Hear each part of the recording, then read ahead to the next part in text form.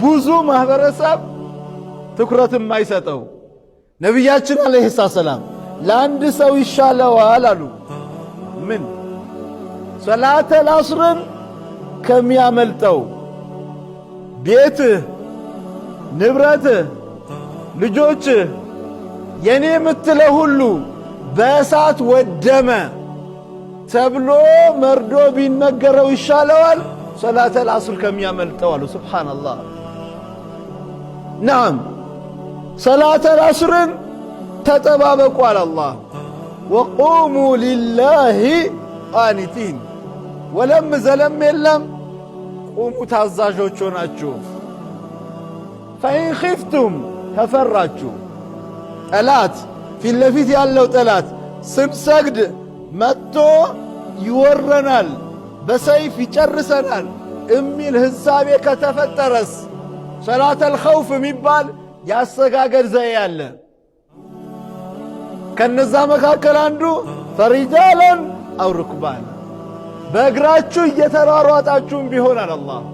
በእግራችሁ እየተሯሯጣችሁም እዛ ጂሃዱ ማዕረካው ላይ ሐረካ እያደረጋችሁ ለርኩዕ ለስጁድ እያጣቀሳችሁ ቦታ እየለያችሁለት ስገዱ አለ አላህ። በፈረስ ሆናችሁ በግመል ሆናችሁ እየጋለባችሁም ቢሆን ስገዱ። ወደኛ እንምጣ። ሱብሓነላህ። እንግዲህ አላህ ኢነ ሶላተ ካነት ዐለል ሙእሚኒነ ኪታበን መውቁታ፣ ሰላት በአማኞች ላይ በጊዜ የተደነገገ ግዴታ ነው አላህ ነው ያለው።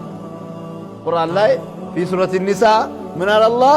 ኢነ ሶላተ ካነት ዐለል ሙእሚኒነ ኪታበን መውቁታ፣ ሰላት በአማኞች ላይ በጊዜ የተደነገገ ግዴታ ነው።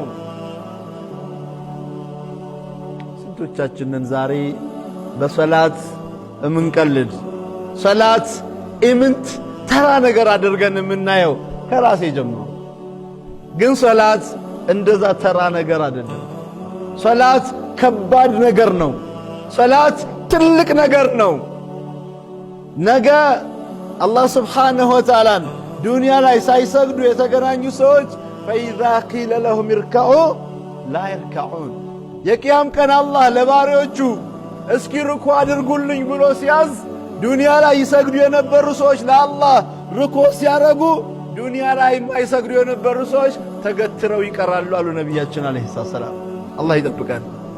ወከዛሊክ አወሉ ማ ዩሓሰቡል ዐብዱ የውመል ቂያመቲ ሚን ዐመሊሂ አሰላህ ፈኢዛ ሰለሐት ሰለሐት ሳኢሩ ዐመሉሁ ወኢዛ ፈሰደት ፈሰደት ሳኢሩ ዐመሉሁ አው ከማ ቃለ አለይሂ ሰላቱ ወሰላም። ምን ይላሉ ነቢያችን አለይሂ ሰላም? ለዛ ለሂሳብ ለመቆም ከሚበቁት አላህ ያርገን። ሐቂቃ አላህ ፊት ለሂሳብ መቆም ራሱ መታደል ነው።